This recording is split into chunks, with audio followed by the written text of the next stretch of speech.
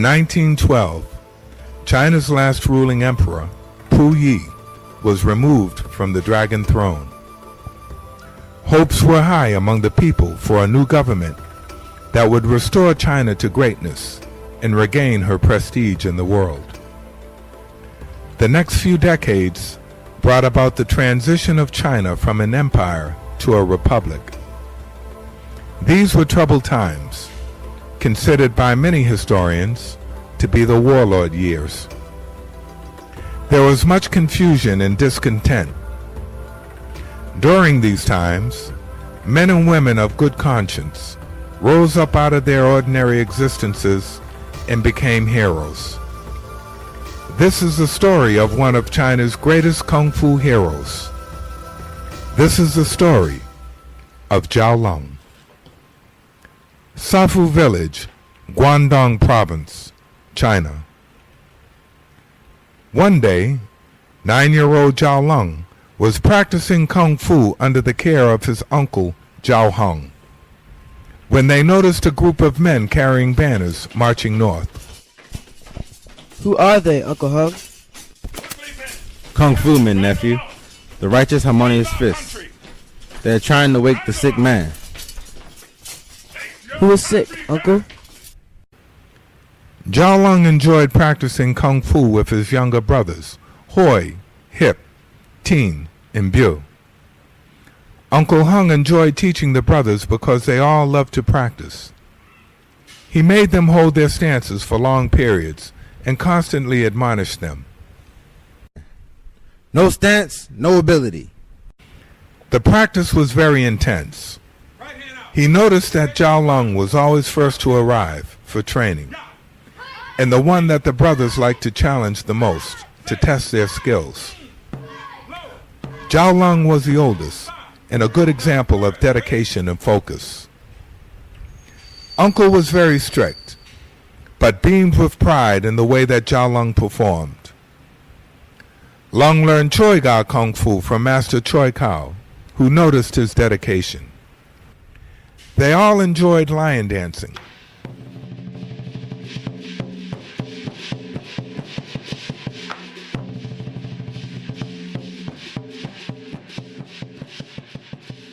Zhao Lung and his brothers would take turns playing the lion head, big drum, gong, and cymbals.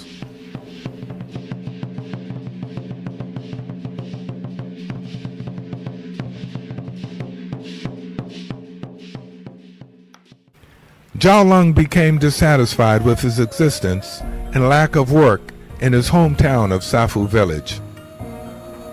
Lung, things will improve, you'll see. Don't worry, Li. Lung will be back. Lung sees what we do not. Go now, Zhao Lung, it's time. He was getting older and desired to develop more skills to help him earn a better living. As I think of Malaysia, the cranes point in that direction. What do they know? Zhao Lung leaves his village. Making his way towards the coast, Zhao Lung passes through a province overrun with many idle and downtrodden people. He recognizes a fellow traveler along the way. I remember you and your red scarf from many years ago, when you marched through our village. Yes, the righteous harmonious fist. Our people's army marched north to rally the masses, to reclaim our trampled way of life and tradition. See them over there? They've given up like in Shanghai. We suffer because we imitate others, but I wear the red scarf and I still fight the poppy peddlers. Look, a shooting star. A hero has fallen. My father says that when a star falls, then watch for General Quan, because he will appear to pay respects to a fallen hero. Maybe one day you will be a hero and your star will shine in heaven.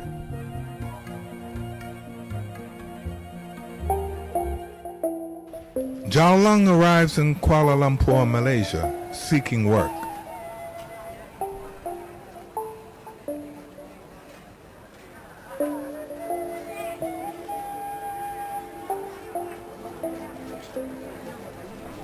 This city is very crowded and very busy.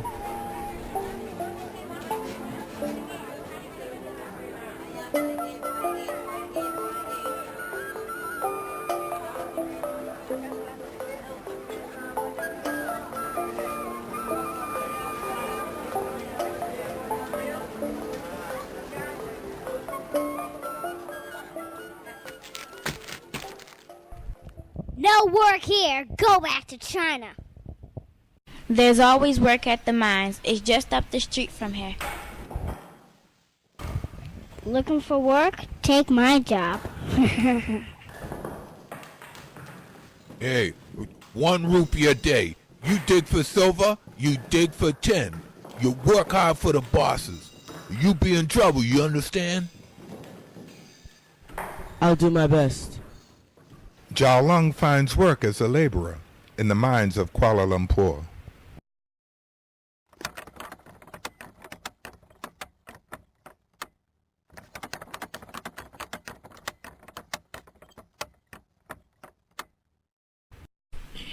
Phew. So thirsty. Need water. Back to work, boy. I said back to work. Need water. Hi. You come to our land, take our jobs, and now you want water? What? I can't hear you, you stupid foreigner. So what are you looking at? Here's your water. Don't provoke him. He gets worse. You know, there's something about him I don't like. He's strong-willed. Watch him. I'm talking to you. Did you hear me? Unfairly mistreated by the bosses, Zhao Lung resists. That's enough. Don't move. Alright, then you've made your point. Now drop him, boy, or I'll drop you. Don't lose your life and your job. Good choice. This work is not fair. Shut up. Pack up your things. You're fired. As Zhao Lung leaves the mines to wander the slums of Kuala Lumpur, he questions his uncertain future. Is this how people are treated in this land? Who stands for justice here? What will I do for work now? Lost in his thoughts, he fails to notice. Remember us, foreigner? The bosses? I've been followed.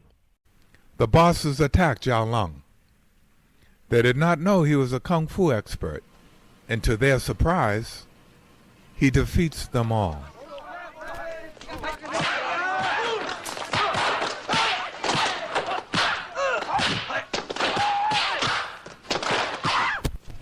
He must be from Shaolin.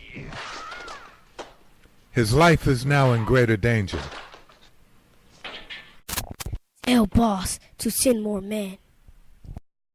That's him, headed towards the docks.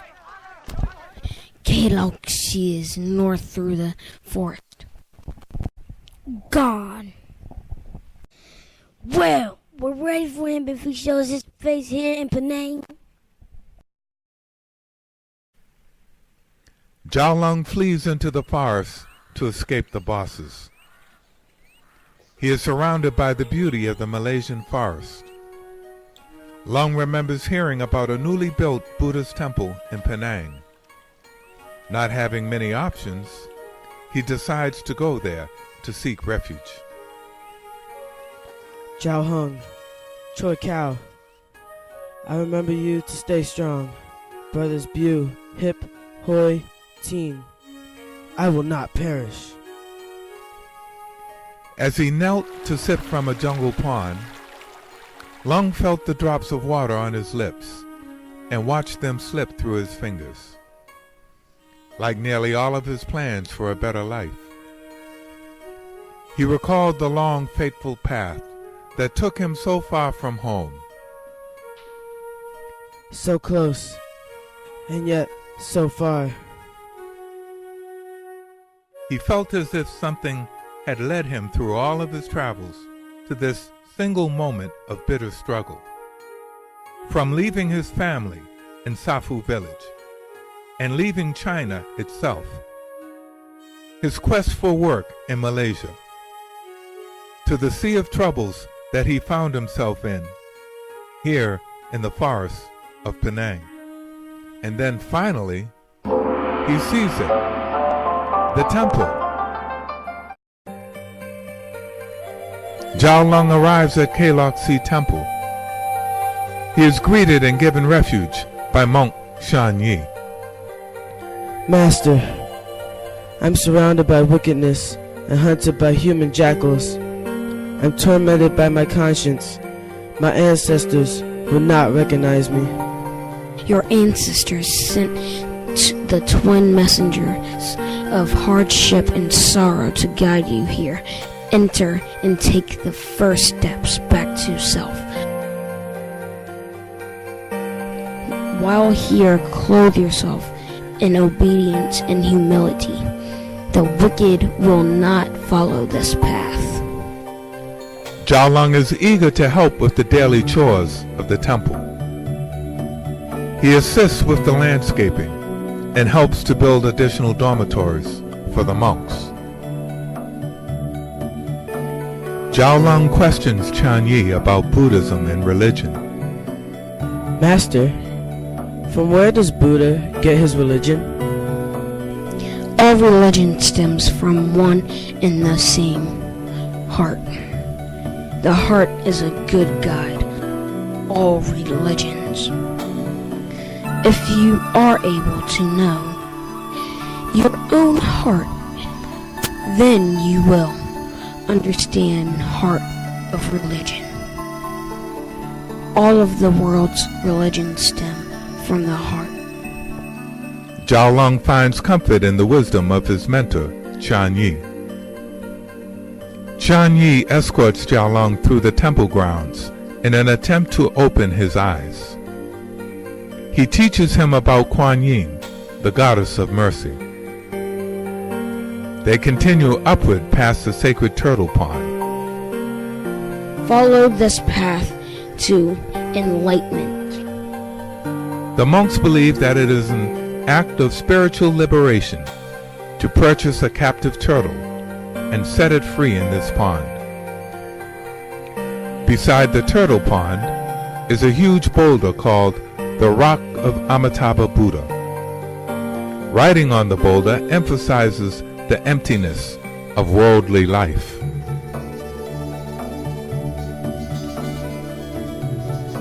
Zhao Lung slows his pace as he passes the giant statues representing the four heavenly kings.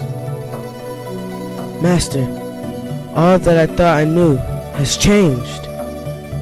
Under the feet of the kings are the trampled figures of those who have violated the Wu Qie, the 5 commandments of Buddhism.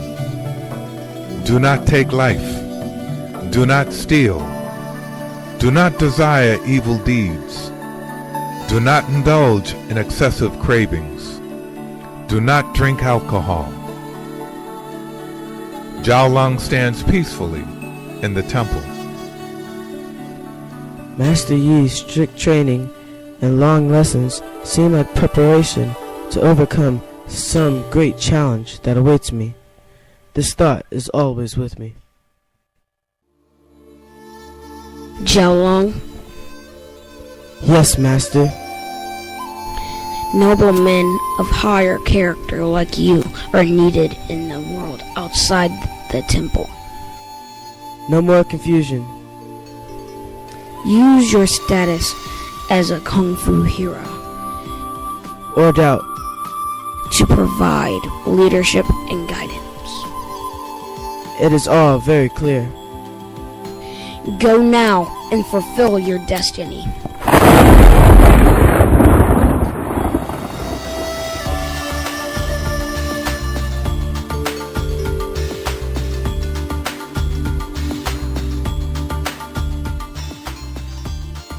Zhao Lung leaves Kaloksi Temple.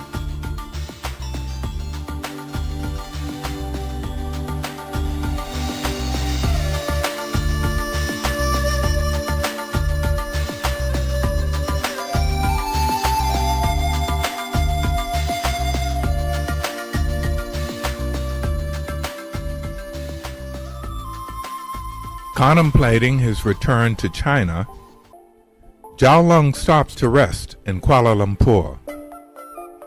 He's recognized by a man in a tea house. I know you. You and many others have given themselves to the poppy. Once you were proud, even when you were wicked. Free your mind, heal your body, save your nation. You look hungry. Come, sit and eat. This food will satisfy your stomach. You must also seek food that will fill your heart and mind. There are many things you must know in order to repair yourself. You look familiar.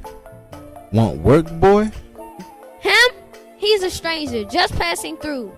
Shouldn't you be leaving now, friend? Yes, we meet again. Our futures are tied together. Zhao Lung decides to leave Malaysia, and with the help of a secret society, makes plans to return to China.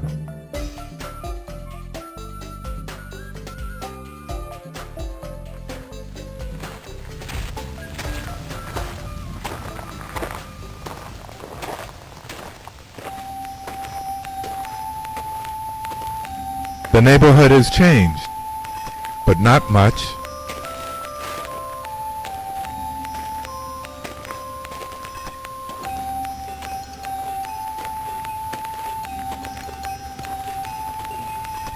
Well, I'm back. So where do I begin?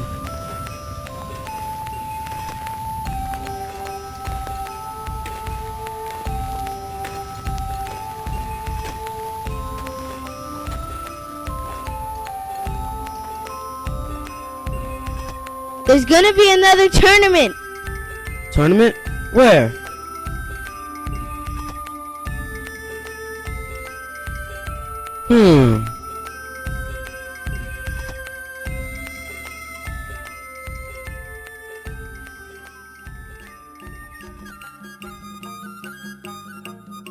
Zhao Lung returns home and is reunited with his family. A banquet is held in his honor. Uncle Wong, don't leave again. Brother seems happy. And we're happy to have him back.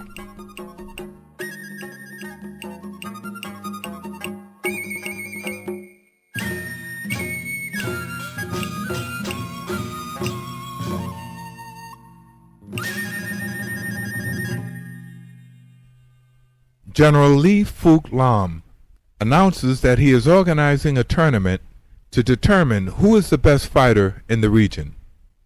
The winner will become the chief trainer of his army. Zhao Lung consults with his brothers and decides to compete for the prestigious position. He prepares an area where he will conduct his training. He ties a 40-pound bag of rice onto each end of a staff. Lung holds it across his shoulders while practicing his footwork. This builds up strength and power in his legs. He ties a 50-pound bag of rice to a post for striking. He places posts in the ground for practicing his stances and footwork. Zhao Lung attaches a rope to a large log and pulls it across an open field to build endurance. Zhao Lung's brothers, Zhao Hoi, Zhao Biu, Zhao Hip, and Zhao Tin help him to prepare for the fierce competition. Zhao Hoi bombards Zhao Lung with a devastating arsenal of punches thrown from all directions and angles. He occasionally takes a blow to test his iron body skills.